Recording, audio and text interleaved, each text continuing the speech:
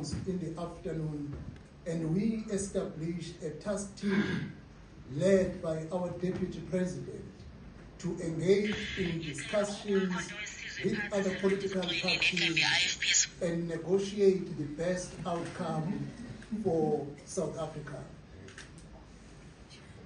Following a period of intensive engagements, the task team has finalized its work and has briefed the IFP's NEC.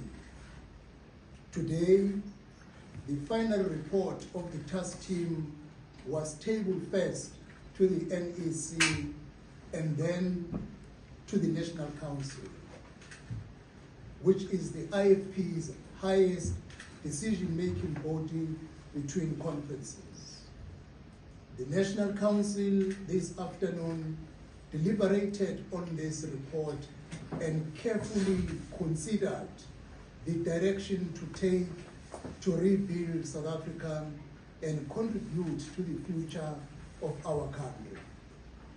I take pleasure in briefing you and the people of South Africa on the decisions taken by our National Council.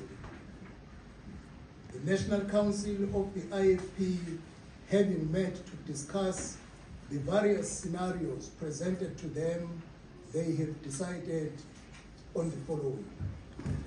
At a national level,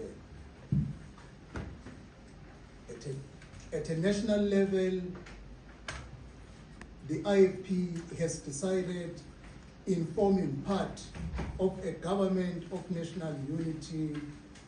The IFP has agreed to form part of the government of national unity. Provincially, we are working towards forming a government in the province of KwaZulu-Natal, having met with the ANC, DA, and the NFP in this province. This continues to be a work in progress while we understand the deadlines of Friday. I must clarify on the issue of Umkhonto weSizwe.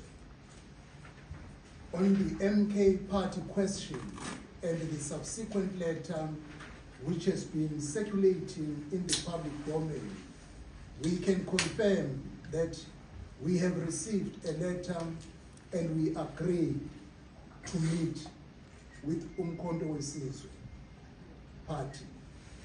However, the leadership of the MK failed to honor a pre-arranged meeting. Our delegation waited for some time. However, when they failed to arrive, the meeting was cancelled. There has been renewed attempts today by the MK party to reach out to the IFP. Talks are still underway with regards to the coalition government in Gauteng. The IFP has confirmed its willingness to join the government of provincial unity in the province of Gauteng. In addition, as I have outlined before, the IFP will join a government of national unity that includes the ANC and the Democratic Alliance. In reality, the only options are to become part of the government or part of the opposition. The mandate we received from the electorate is for the IFP to contribute to the effective governance of South Africa. We recognize the responsibility this bestows on us to participate in government based on the will of the electorate. We will participate in the government of national unity for the sake of our country and for the sake of our people who want life to continue with a stable government that will address their challenges. This is the sole reason why the IFP supports the idea of the formation of the Government of National Unity and why we will join the GNU. We welcome the opportunity to bring the IFP's principled leadership and integrity in the governance of our country.